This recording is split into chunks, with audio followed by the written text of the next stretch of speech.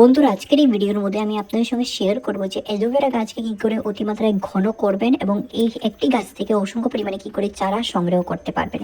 তো অ্যালোভেরা কিন্তু একটি খুবই সেন্সিটিভ গাছ, বেশি রোদ্রুরও কোনো প্রয়োজন হয় না, শেডের মধ্যে কিন্তু হয়ে যায়। বাট অনেকেই একটা জিনিস অবশ্যই জিজ্ঞেস করে যে অ্যালোভেরা গাছ থেকে কী করে নতুন চারা বের করব। তো বের করার জন্য কিন্তু একটা টোটকা ব্যবহার করতে হয়। যত সমস্ত ঘরোয়া সার আমরা দিয়ে থাকি, এই সমস্ত সারেই কিন্তু গাছ কিন্তু বৃদ্ধি হয়ে কিন্তু নতুন নতুন চারা এবং ছোট ছোট বেবি অ্যালোভেরা গাছগুলো কিন্তু বের হয়। তো অনেকে কিন্তু ভুল করে ফেলে, তার পরবর্তীতে কিন্তু গাছগুলো বের হয় না, উল্টো গাছ শুকিয়ে এবং হলুদ হয়ে মারা যায়। তো আজকের এই ভিডিওর মধ্যে আমি আপনাদের সঙ্গে A to Z information share করবো যে আপনারা এই ফেব্রুয়ারি মাসের মধ্যে অগণিত অ্যালোভেরা থেকে কি করে অতিমাত্রায় চারা এবং গাছটিকে বুশি করবেন। তো যারা নতুন এসেছেন অবশ্যই চ্যানেলটিকে সাবস্ক্রাইব করে পাশে থাকবেন, আর এটা আমার নতুন চ্যানেল, অল্প আমাকে সাপোর্ট করবেন যাতে আমি এগিয়ে যেতে পারি। চলুন বন্ধুরা, ভিডিওটা একদমই স্কিপ করবেন না, চলুন শুরু করা যাক। Welcome to Mickey Minnie's Garden! নমস্কার বন্ধুরা, কেমন আছেন সবাই? মিকি মিনিস গার্ডেন্সের মধ্যে আপনাদের সকলকে স্বাগত জানাচ্ছি। আশা করি সবাই ভালো আছেন, সুস্থ আছেন। তো বন্ধুরা, আজকের আমার ভিডিওর বিষয়বস্তু হলো অ্যালোভেরা গাছের খুবই গুরুত্বপূর্ণ পরিচর্যা, তাও ফেব্রুয়ারি মাসের মধ্যে।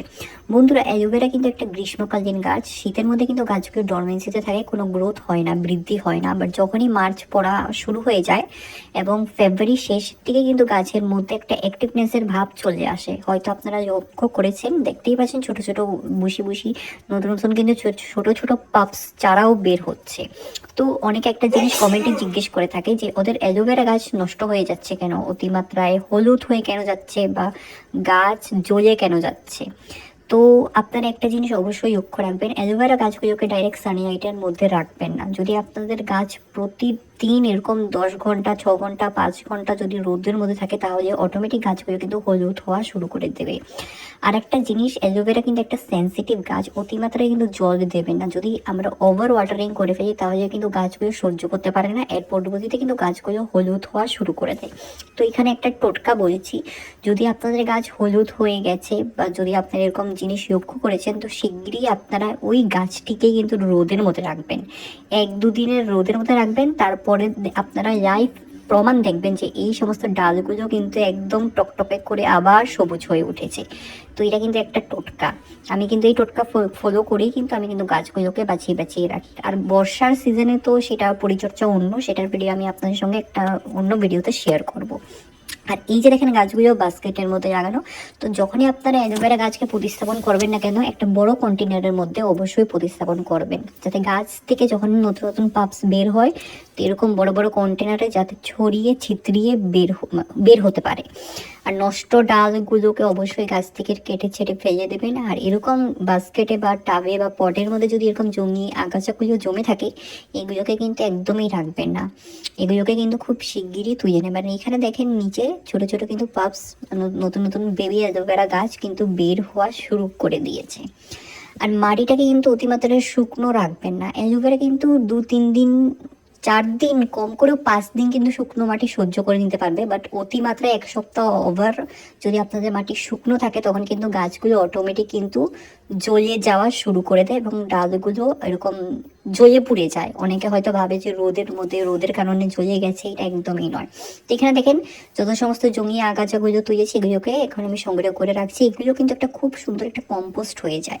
আমাদের বাগানে যত সমস্ত পাতা লতা যত কম্পোস্ট বেরোয় না কেন, সমস্তগুলোকে কিন্তু আমি সংগ্রহ করে করে রাখি। এগুলো কিন্তু একটা সারের খুব ভালো কাজ করে, মাইক্রো নিউট্রিশনের কাজ করে।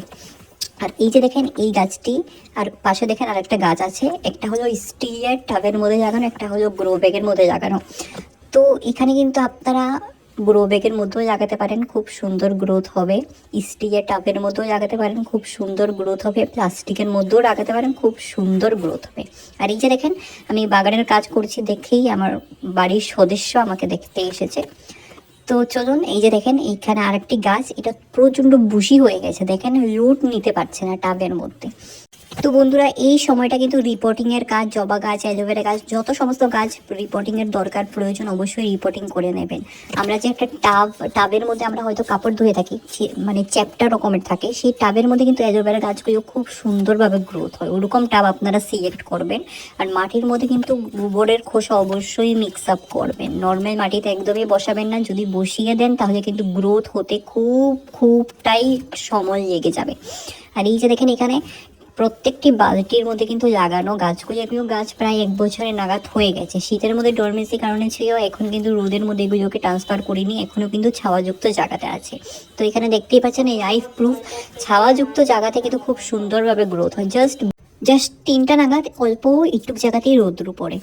তো আরেকটা গুরুত্বপূর্ণ কথা আপনাদের সঙ্গে আমি শেয়ার করছি, অ্যালোভেরা গাছের ডালগুলোকে কি করে মোটা করবেন, কি করে নতুন নতুন পাপস বের করবেন, সেটার জন্য কিন্তু খাবারের প্রয়োজন।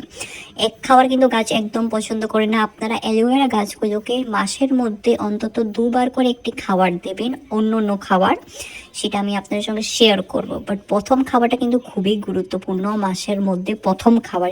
এই খাবারটি আপনারা প্রত্যেক মাসের মধ্যে কিন্তু দেবেন। ওই প্রথম খাবারটা কিন্তু চেঞ্জ করবেন না। দ্বিতীয় খাবার আপনারা চেঞ্জ করতে পারেন, সেটার কোনো সমস্যা নেই। আর পাতার মধ্যে অবশ্যই চেক করবেন ধুলো বালু যেন না থাকে। ভালো করে একটা শুকনো তেনা ভালো করে ভিজে ভালো করে রাব করে মুছে দেবেন। আর আপনারা একটা নর্মাল স্প্রেও করতে পারেন, সপ্তাহের মধ্যে একবার স্প্রে করবেন, শাওয়ারিং করবেন। সেই শাওয়ারিংয়ের মাধ্যমে কিন্তু পাতাগুলো ফ্রেশ থাকবে, নতুন নতুন বাবস ডাল বের হতেও কিন্তু খুব সাহায্য করে এই শাওয়ারিংয়ের মাধ্যমে। আমি কিন্তু শাওয়ারিং করেই কিন্তু দেখতেই পাচ্ছেন এখানে কত সুন্দর হয়েছে গাছের গ্রোথ। আর এখন এই যে দেখেন, এটা হলো সেই জিনিসটি নিউট্রিশন। এই নিউট্রিশন কিন্তু গাছের মধ্যে অবশ্যই দিতে হবে। নিউট্রিশন যদি গাছের মধ্যে না থাকে তাহলে গাছের বৃদ্ধি হয় না, বৃদ্ধি থেমে থাকে।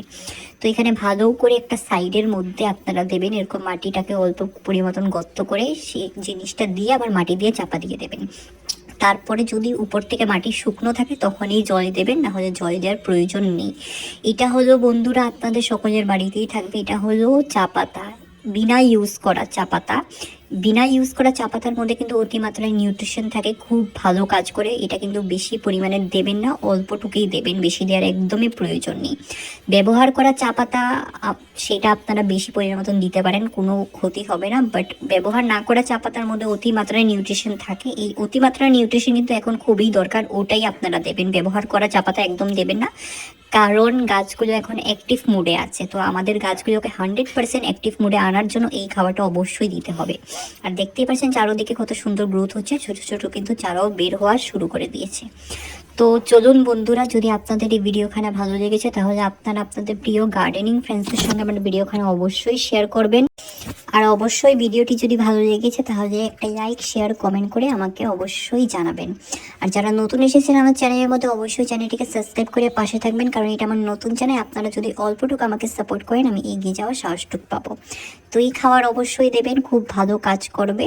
পরবর্তী একটা নতুন ভিডিও নিয়ে আবার নতুন এরকম টিপস অ্যান্ড ট্রিক্স নিয়ে খুব শীঘ্রই আসবো। ভালো থাকবেন, সুস্থ থাকবেন, ধন্যবাদ।